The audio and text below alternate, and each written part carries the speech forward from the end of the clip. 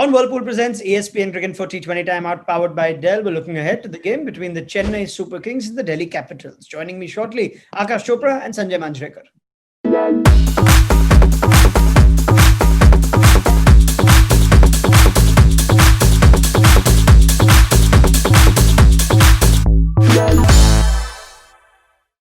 Right, gentlemen, let's look ahead to this one at Sharjah again. Never know what to expect anymore from Sharjah. But as I go to Akash Chopra for our first of five statements, Akash, we're saying that Sam Curran should continue opening the batting for Chennai. Thoughts?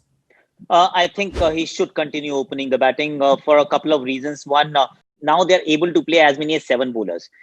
This is something that gives Mahendra Singh Dhoni a lot of comfort. In fact, if Curran is opening and Curran is also bowling, let me just right at the top throw in a radical suggestion. Consider playing Josh Hazelwood in place of Dwayne Bravo. He'll add some teeth to your bowling.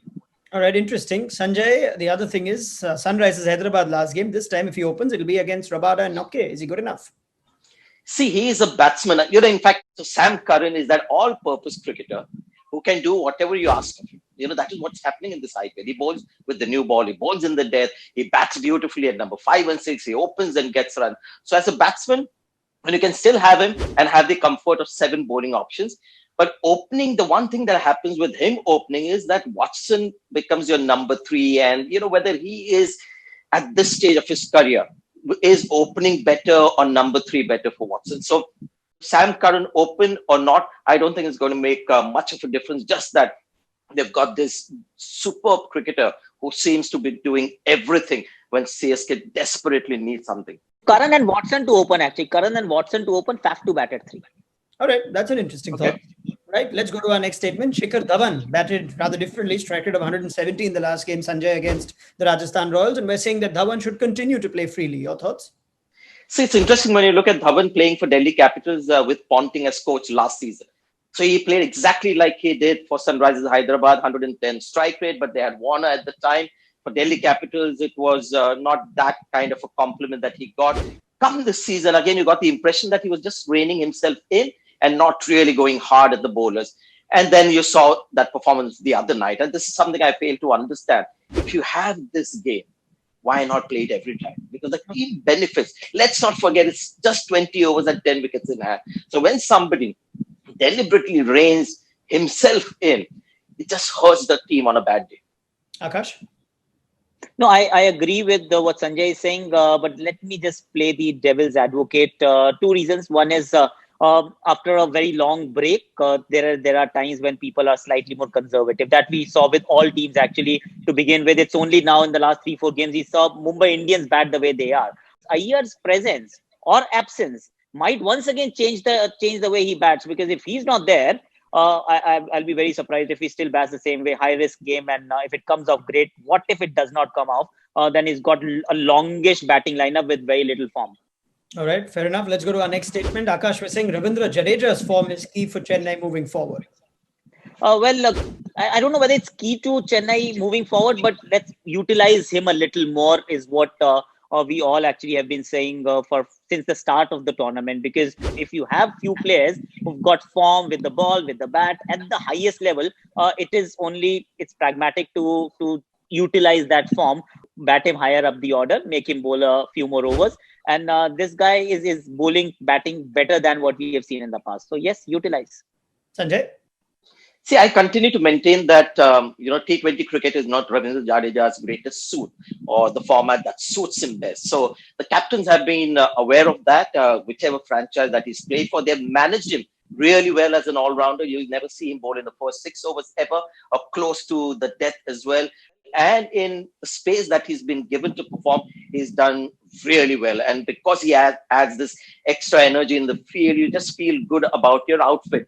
So to answer your question, just like Akash, I don't think he is that crucial a factor for CSK going forward. There are many other people who will have to keep delivering. People like Sam Curran, who could be the difference. And in the big games, the experienced players will come to the fore. All right, let's go to our next one. Sanjay, we're saying Ajinkya Rahane is a misfit in the Delhi lineup. See, we all know, I'm not going to say anything new when I say that when you see Ajinkya Rahane in T20 cricket, it seems like it's not a format that comes naturally to him. His first 2-3 years, it was a revelation to see him back in that fashion, because I thought he had the T20 game because he was lofting the ball in the first 6 overs. But Ajinkya Rahane, I maintain since 2017, has changed completely as a player in the mind. And you see that mind is still not back there. So Ajinkya Rahane struggling at the moment in his career. Let's just keep our fingers crossed. Something happens and, everything falls into place. But it's an obvious one to answer that, yes, he is a bit of a problem for Delhi Capitals. And more importantly, Ajinkya Rahane trying to fit into this format is an issue as well. Akash? Well, let me take a slightly alternate route. I think it was only last season where he got a T20 century for Rajasthan Royals. So he's not that big a misfit, let's be honest. He's not your guy when you're trying to set 180, 190 or you're chasing down 190 plus. But now the way world is, or rather this UAE pitches are changing its color, 160, 170 is barring Sharjah. They're decent total. So I think there is enough space. He's played only 2 games, so let's not be too harsh. I think if others bat the way they're supposed to bat, then Rahane can walk into the playing 11. All right, fair enough. Let's go to our next statement. We're saying Delhi should continue playing Tushar Deshpande. Akash? I don't think they do have a choice, to be honest, Ronak, because Ishant Sharma is ruled out. Harshal Patel, there's very little to choose between Harshal Patel and Hafiz Khan and Tushar Deshpande. Tushar Deshpande did well in the previous game, and it is only fair to continue with people once you give them an opportunity. This chopping and changing does not help anyone. Definitely not when you talk about the uncapped Indian players. If you do that to a young cricketer after he's done what he did in the previous game, that'll be a travesty of justice if you just keep him out. Yeah, look the part, Sanjay, in that last game. This match is in Sharjah. So Tushar Deshpande on that ground, he was really impressive. I liked his temperament as well, got some important wickets.